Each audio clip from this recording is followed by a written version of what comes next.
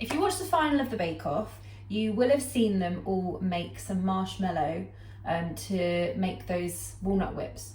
I got quite frustrated that some of them hadn't made marshmallow before, so I decided to show you how to make marshmallow fluff this week. It's slightly different, but I feel that it's the same sort of marshmallow that they would have been making for the walnut whips, because it's that nice soft, like meringue type marshmallow. I'm going to put it on top of some flapjack and drizzle that with dark chocolate just to make things super healthy.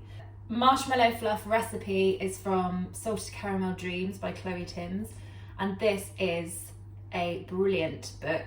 I was terrible at caramel before. I'm still not great at caramel, but the way that she does it is foolproof. So if you ever want to make more caramel based things, I really recommend this book. It's so good. I have already made some flapjack. You can make flapjack however you like to, but this is such a simple way. So 175 grams of unsalted butter, melt it in a pan. Then you add in maybe 3 different lots, 175 grams of soft brown sugar and 175 grams of golden syrup. And you just let those melt in with the butter until they bubble. Let it bubble for about 30 seconds, because then you know that the sugar is incorporated into the butter. Take it off the heat, add 340 grams of porridge oats, and then bake in the oven for 25 minutes in a square tin. And that is the most simple, delicious flapjack ever. And now let's get started on the fluff. So you need to take a small saucepan, small is very important, and weigh out 90 grams of caster sugar, 125 grams of golden syrup. There's quite a lot of golden syrup going on today. 3 tablespoons of water. That's it. Just mix it together and then don't worry about it for a second. In my mixer here, you can use an electric whisk if you like, but probably best to use some sort of electrical whisk gadget. So bear that in mind. I've got 2 egg whites, and I'm just going to start whisking them up until they look like clouds. I've got softly whipped egg whites now, so I'm going to add in just 1/4 of a teaspoon of cream of tartar. What cream of tartar does, and you probably have seen it in meringue recipes before, is it stabilizes the egg whites and the sugar and just gives a more consistent meringue. While that's whisking, I'm gonna take my pan of sugar, golden syrup and water, put it on a medium heat, let that melt down. So if you have a sugar thermometer, this is the point where you need to get this up to 114 degrees Celsius.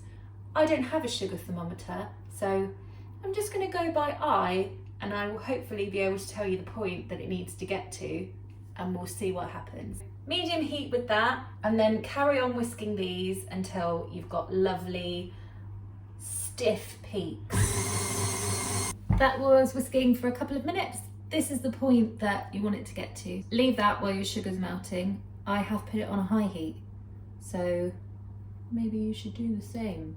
I'm not an expert at this, but I've made this before without a sugar thermometer and it has worked. So I would say that when it is bubbling a lot, probably at the right temperature.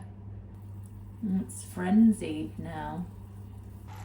So when it's like this, give it maybe 20 seconds and then take it off the heat. Put your whisk back on. And then when we take this off the heat, we're gonna really slowly pour it into the whisking meringue.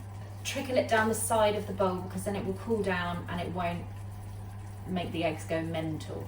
Or won't cook the eggs, they're not gonna go mental, they're just gonna cook. Get that whisk going. And then really gently just start pouring it down the side. Like tiny bits at a time. Just keep doing that until all of the sugar has gone in. every so often, just scrape down the bowl just to make sure that you're getting everything mixed in, and then keep going.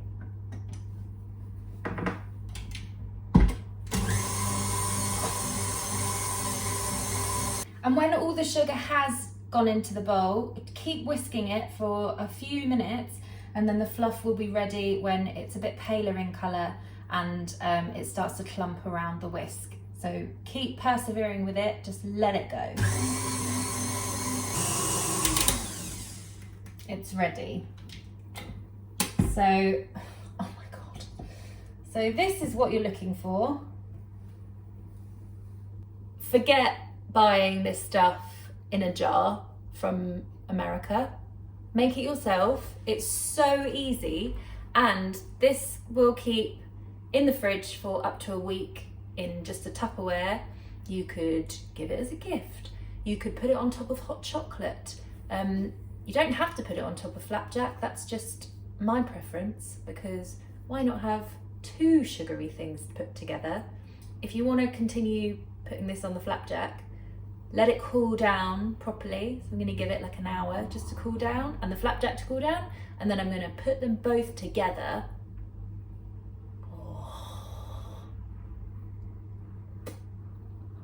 It's so worth making your own. I'm done. Everything is cooled down. My flapjack is cool. My marshmallow fluff is cool.